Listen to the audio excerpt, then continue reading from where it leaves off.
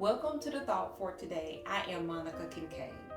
In life, we often feel tested, disappointed, stretched, confused, broken, and all the things.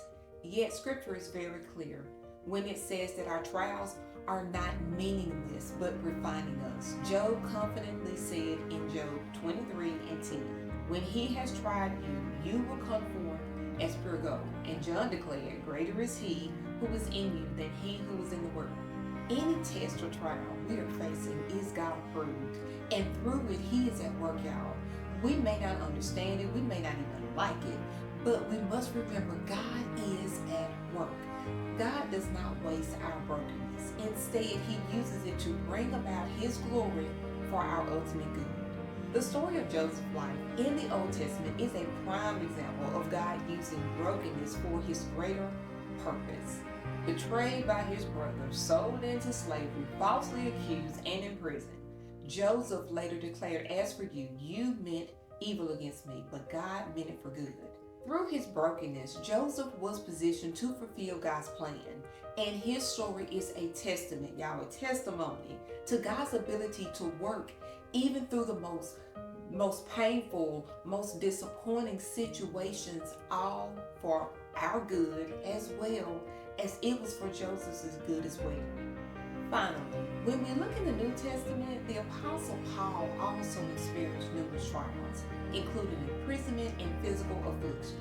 Yet God told him in 2 Corinthians 12 and 9, "My grace is sufficient for you. My power is made perfect in weakness."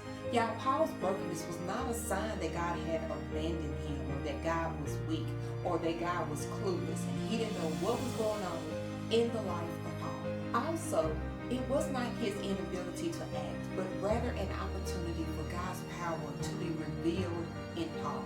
In his weakness, Paul was able to experience God's strength in a profound, miraculous way.